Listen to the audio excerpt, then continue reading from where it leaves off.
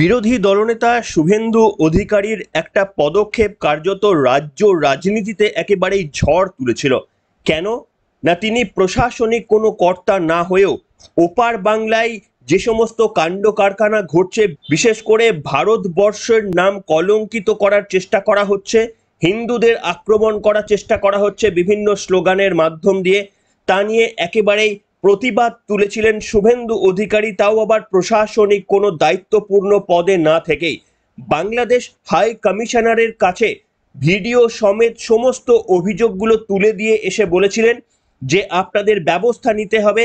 আমি প্রত্যেকটা ভিডিও তুলে দিলাম, এদের চিহ্নিত করে আপনাদের আইনানুগ ব্যবস্থা নিতে হবে, তার কারণ বাংলাদেশের মাটি ব্যবহার করা হচ্ছে আন্দোলনের নামে ভারত বিদ্বেষী কিংবা হিন্দু বিদ্বেষী স্লোগান ব্যবহার করতে। এবং আপনাদের বলেছিলাম যে রাজ্যের মাননীয় মুখ্যমন্ত্রী তিনি যদি এই কাজটা করতেন, নিশ্চিতভাবে গুরুত্ব বোধহয় আরো বেশ কিছুটা পেত, তার কারণ তিনি প্রশাসনিক দায়িত্বে রয়েছেন।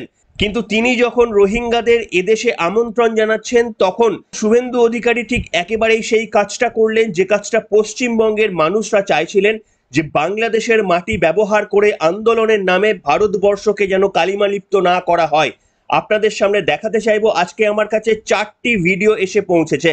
গত দিনে স্পেসিফিক্যালি বিরোধী দলনেতা বাংলাদেশ হাই কমিশনারেটের কাছে গিয়ে অভিযোগ করেছিলেন 4টি ভিডিওকে বেসিস করে। কি কি সেই 4টে ঘটনা আপনাদের গতকাল শুভেন্দু অধিকারীর বক্তব্য শুনিয়েছিলাম, আর আজকে আপনাদের দেখাবো বাংলাদেশের মাটিতে কিভাবে ভারত বিরোধী এবং হিন্দু বিরোধী স্লোগান আওয়াজ উঠছে। সেই 4টি ভিডিও পরপর আপনাদের দেখাবো আজকের পর্বেই, যেটা শুভেন্দু অধিকারী গত দিনে বাংলাদেশ ডেপুটি হাই কমিশনারের কাছে অভিযোগপত্র জানিয়ে এসেছিলেন। নমস্কার, welcome to simple as ABC. আপনাদের সকলকে স্বাগত জানিয়ে অত্যন্ত গুরুত্বপূর্ণ একটি পর্ব নিয়ে হাজির হচ্ছি আজকে আপনাদের সামনে। শুরু করছি আজকের পর্ব। আপনাদের দেখাবো সমস্ত ভিডিওগুলো, কিন্তু তার আগে আরো একটা ঘটনা ঘটে গিয়েছে রাজ্য রাজনীতিতে। সেটা হচ্ছে অনুব্রত মণ্ডলের জামিন, যা নিয়ে এই মুহূর্তে পশ্চিমবঙ্গে জোর জল্পনা চলছে যে এত অপরাধ করা সত্ত্বেও কি তাহলে অনুব্রত মণ্ডল আবার জামিন পেয়ে যাবেন, আবার অনুব্রত রাজ দেখবে গোটা বীরভূম সহ পশ্চিমবঙ্গ? এর উত্তর আপনাদের শোনাবো বিরোধী দলনেতা শুভেন্দু অধিকারী দিলেন। শুভেন্দু অধিকারী বললেন যে সিবিআই থেকে এইরকম ভাবে জামিন হয়তো কখনো কখনো পেয়ে যাওয়া যায়, কিন্তু মানি লন্ডারিং কেসে যেভাবে অনুব্রত মণ্ডল ফেঁসেছেন, তাতে ইডি থেকে তার জামিন পাওয়া কোনো রকমেরই সম্ভব নয়। তিনি বাংলার মানুষকে আশ্বস্ত করে বলেছেন, আপনারা নিশ্চিন্তে থাকুন, অনুব্রত মণ্ডলের জামিন ইডির হাত থেকে হওয়া একেবারেই সম্ভব নয়। প্রথমে তার বক্তব্যটা দিয়ে শুরু করব, তারপরে আসবো প্রথমে যেটা বললাম সেই ভিডিওগুলো একের পর এক দেখাবো। তার আগে শুনুন অনুব্রত মণ্ডলের জামিন সম্পর্কে বিরোধী দলনেতা ঠিক কি বললেন। এটা টেকনিক্যাল গ্রাউন্ড, লিগ্যালি কেন পেয়েছে আলাদা কথা, তবে বেরোনোর কোনো সুযোগ নেই। ইডির মামলাতে আছে এবং আমরা যেটা কনভেনশন বা দেখেছি, আমাদের অভিজ্ঞতা, আমরা লয়ার নই, এজেন্সিরও কেউ নয়, তাতে সিবিআই মামলাতে অনেকদিন জেলে থাকার পরে বেল পেয়ে যায়, ক্রিমিনাল অফেন্স। কিন্তু পিএমএলএ মানি লন্ডারিং এর ক্ষেত্রে বেরিয়ে আসা খুব মুশকিল, যেটাতে ভাইপো আছে। ভাইপোর লিপস অ্যান্ড পাউন্সের সম্পত্তিগুলো অ্যাটাচমেন্ট হয়েছে, যার সম্পত্তি অ্যাটাচমেন্ট হয়েছে তার তো ভিতরে থাকা উচিত। অর্থাৎ স্বাভাবিকভাবে পশ্চিমবাংলার দুর্নীতির বিরুদ্ধে যে জনগণ অপেক্ষা করে থাকেন, তাদেরকে আমি আশ্বস্ত করতে চাই যে উনি বাইরে বেরোতে পারবেন না। ইডির মামলাতেও উনি অলরেডি ভিতরে আছেন এবং আমার কাছে আমি যেটুকু শুনেছি সংবাদ মাধ্যমের মাধ্যমে বা জনশ্রুতিতে, সেটা হলো মোহাম্মদ বাজারে যে জিলোটিন স্টিক উদ্ধার হয়েছে, সেই এনআইএ মামলাতেও অনুব্রত মণ্ডল সরাসরি ইনভলভমেন্ট আছে। শুনলেন বন্ধুরা, অনুব্রত মণ্ডলের জামিন নিয়ে একেবারেই শুভেন্দু অধিকারী অন্তত উৎসাহিত নন। তিনি বলছেন যে সিবিআই থেকে জামিন পাওয়া যায়, কিন্তু ইডির থেকে জামিন পাওয়া এতটা সহজ নয়, তাই তিহার জেলই আপাতত অনুব্রত মণ্ডলের ঠাঁই এবং সেখান থেকে এত সহজে মুক্তি নেই বলেই শুভেন্দু অধিকারী বিশ্বাস করছেন। যাই হোক, কিন্তু আজকের পর্বে যেটা অত্যন্ত গুরুত্বপূর্ণ হিসেবে আপনাদের দেখাতে চাইবো, বিরোধী দলনেতা গতদিনে যা যা কথা বলেছেন সেই ভিডিওগুলো আমরা সংগ্রহ করেছি। সেই ভিডিওগুলো আপনাদের জন্য সংগ্রহ করে প্রত্যেকটি ভিডিও দেখাবো যে বাংলাদেশের মাটিতে কিভাবে ভারত বিরোধী, মোদী বিরোধী এবং হিন্দু বিরোধী আওয়াজ উঠেছে, একটার পর একটা আপনাদের দেখাবো। প্রথমেই দেখাবো বিরোধী দলনেতা, আপনাদের মনে রয়েছে একটা স্লোগানের কথা বলেছিলেন, শেখ হাসিনার বাপের নাম হরে কৃষ্ণ হরে রাম। এই শব্দবন্ধ যে হরে কৃষ্ণ হরে রাম, এটা হিন্দুদের একটা ইষ্ট জপ, সেইটাকে নিয়ে আন্দোলনের মধ্যে এনে একটা কুৎসিত স্লোগান তৈরি করেছিল বাংলাদেশের কিছু আন্দোলনকারী ছাত্ররা। বিরোধী দলনেতা তার বিরুদ্ধে প্রতিবাদ জানিয়েছিলেন। আসুন সেই স্লোগানটা আপনাদের শোনাই।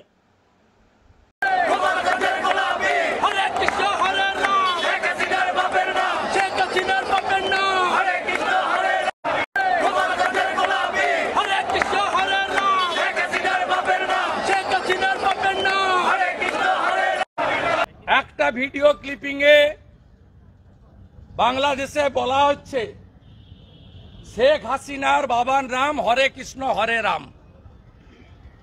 হরে কৃষ্ণ হরে রাম মন্ত্র হিন্দুদের কাছে সঞ্জীবনী মন্ত্র। প্রভু শ্রী চৈতন্য দেব, শ্রীলা প্রভুপদ, ঠাকুর হরিচাঁদ ঠাকুর, ঠাকুর গুরুচাঁদ ঠাকুর এবং যত মত তত পথের প্রবক্তা ঠাকুর শ্রী শ্রী রামকৃষ্ণ দেব, তারা এই নাম জপের মধ্য দিয়ে আমাদের লুক্কায়িত আধ্যাত্মিক চেতনাকে জাগ্রত করেছেন।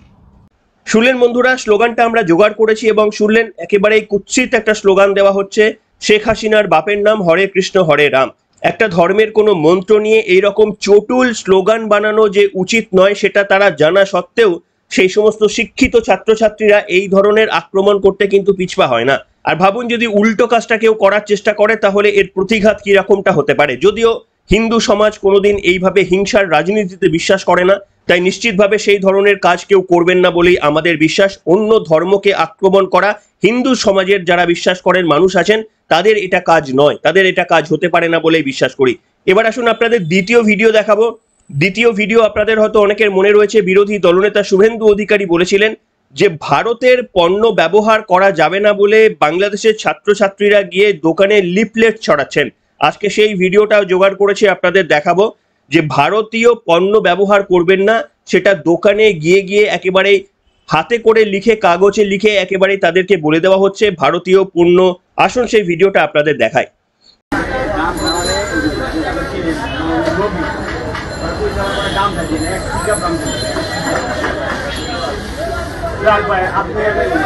শোনেন, ভারতীয় পণ্য বেচবেন না, ঠিক আছে?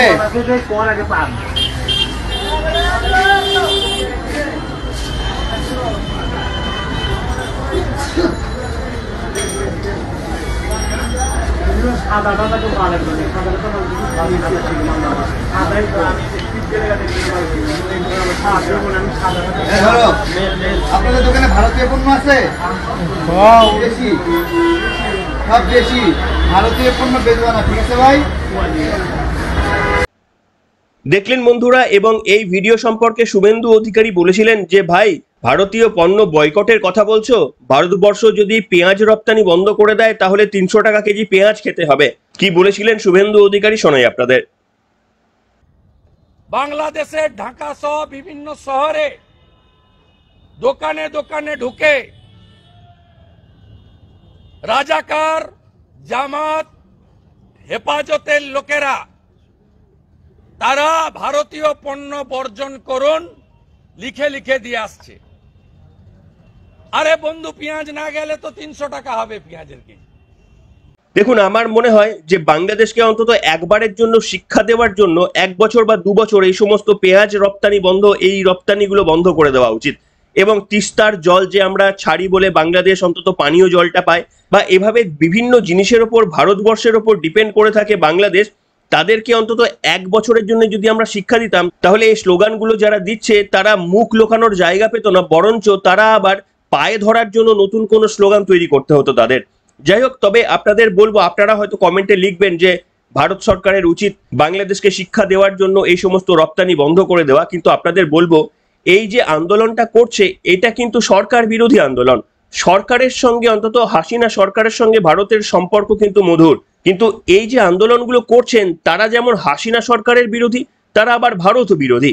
সেই কারণেই ভারত সরকার একটা আন্দোলনকারীদের বক্তব্য নিয়ে নিশ্চিতভাবে কোনো পদক্ষেপ নিতে পারে না।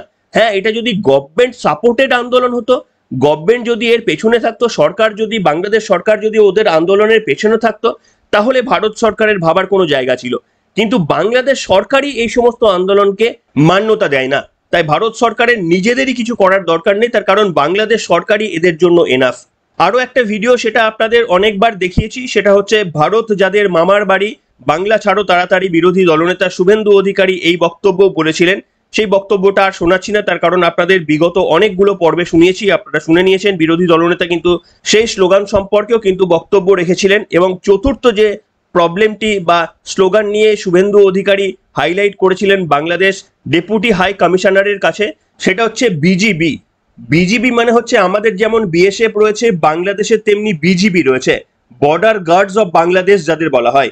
সেই বিজিবিকে আবার বাংলাদেশিরা আক্রমণ করেছেন যে মোদির সন্তান বলে, বা এইরকম তীব্র কটাক্ষ করেছিল তাদের দেশের যারা সিকিউরিটি গার্ড রয়েছে, বর্ডার সিকিউরিটি গার্ড রয়েছে বিজিবি, তাদেরকে ওই আন্দোলনকারীরা একেবারে কুৎসিত ভাষায় আক্রমণ করেছিলেন, মোদির সন্তান বলেও কটাক্ষ করেছিলেন।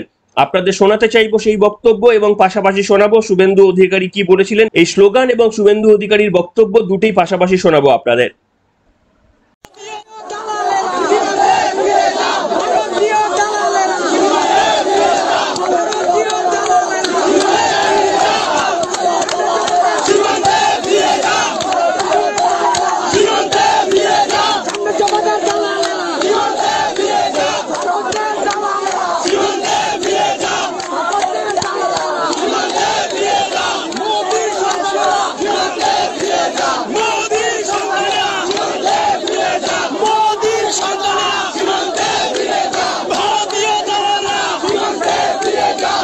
চতুর্থ, বিজিবি যখন ডিপ্লয়েড করে ওই দেশের সরকার, বিজিবির সামনে গিয়ে বলা হয় তোমরা মোদির সন্তান, সীমান্তে ফিরে যাও। দেশের প্রধানমন্ত্রীকে অপমান করার অধিকার কারোর নেই। বিশ্বের সবচেয়ে জনপ্রিয় নেতার নাম নরেন্দ্র দামোদর দাস মোদী, যিনি তৃতীয়বার 293টা আসন নিয়ে ভারতবর্ষের তৃতীয়বারের জন্য শক্তিশালী প্রধানমন্ত্রী হয়েছেন। আমরা বলেছি সিডি দিয়ে গেলাম, চিহ্নিত করুন আর আইনের আওতায় আনুন। শুনলেন বন্ধুরা, অর্থাৎ এই চারটি বিষয় বিরোধী দলনেতা গতদিনে বাংলাদেশ হাই কমিশনারের কাছে গিয়ে এই তথ্যগুলো কিন্তু তুলে দিয়েছেন। একেবারে সিডিতে করে এই ভিডিওগুলো তাদের কাছে দিয়ে এসে বলেছেন যে বাংলাদেশের মাটিকে যেন ব্যবহার করা না হয় ভারত বিরোধী কোনো কার্যকলাপে, কিংবা হিন্দু বিরোধী বা মোদি বিরোধী স্লোগান যেন বাংলাদেশের মাটি থেকে না ওঠে, তার জন্য আবেদন জানানো হয়েছে। এই সমস্ত মুখগুলোকে চিহ্নিত করে যেন বাংলাদেশের সরকার পদক্ষেপ নেয়, তা নিয়েও কিন্তু বিরোধী দলনেতা একটা আবেদন জানিয়ে এসেছেন। কার্যত এটা হাসিনা সরকারের ওপর ডেফিনেটলি একটা চাপ সৃষ্টি করবে। তবে আপনাদের বললাম, এমনিতেই ওপার বাংলার হাসিনা সরকার এই আন্দোলনকে গুরুত্ব দেয়নি। তার কারণ এই যে আন্দোলন ছিল, ছাত্র আন্দোলন ছিল, তারা যতটা না ওই কোটা আন্দোলন নিয়ে বক্তব্য রাখছিলেন, তার থেকেও তাদের আরো একটা মোটিভ ছিল যে শেখ হাসিনার সরকারকে সরিয়ে দিতে হবে। তার কারণ তারা উগ্র মৌলবাদে বিশ্বাস করে, এবং সেই কারণে শেখ হাসিনার সঙ্গে যেহেতু ভারতের সম্পর্ক অনেকটাই মসৃণ মধুর, বাংলাদেশের কিছু সংখ্যক মানুষ সেটা পছন্দ করে না। যেহেতু তারা উগ্র মৌলবাদে বিশ্বাস করে, তাই তারা হাসিনা সরকারেরও একদিকে যেমন পতন চান, তেমনি আবার ভারত বিরোধী স্লোগানও তারা সেই মিছিল থেকে দিয়েছিলেন। এবং হাসিনার সঙ্গে ভারতের একটা সম্পর্ক রয়েছে বলে সেই ধরনের একটা ন্যারেটিভ তৈরি করে তারা এই স্লোগানগুলো দিয়েছিলেন, যার বিরোধিতা শুভেন্দু অধিকারী করে আপনাদের বললাম যে হাসিনা সরকারের কিন্তু দৃষ্টি আকর্ষণ করলেন। তিনি বাংলাদেশের বিরুদ্ধেই কিন্তু কথা বললেন, অথচ বাংলাদেশের সরকার কিন্তু শুভেন্দু অধিকারীর এই পদক্ষেপে কোনোদিনই রুষ্ট হবেন না, বরঞ্চ তারা একটা হাতিয়ার পাবে যে ওপার বাংলা অর্থাৎ ভারতবর্ষের মাটি থেকে এই সমস্ত স্লোগানগুলির প্রতিবাদ করা হয়েছে। হাসিনা সরকার বা তাদের মন্ত্রীরা বলতে পারবেন যে আপনাদের কাজকর্মের জন্য আমরা লজ্জিত, পড়শি দেশ ভারতবর্ষে আপনাদের সমালোচনা হচ্ছে, সেটাও কিন্তু তাদের সরকার বিভিন্ন হয়তো রাজনৈতিক ক্ষেত্রে এই বক্তব্যগুলো বলার সুযোগ পাবে। তাই শুভেন্দু অধিকারী এক ঢিলে দুই পাখি মারার চেষ্টা করলেন। প্রথমত হাসিনা সরকারের দিকে তাদের একটা সাপোর্ট রয়েছে, সেটাও তিনি বুঝিয়ে দিলেন।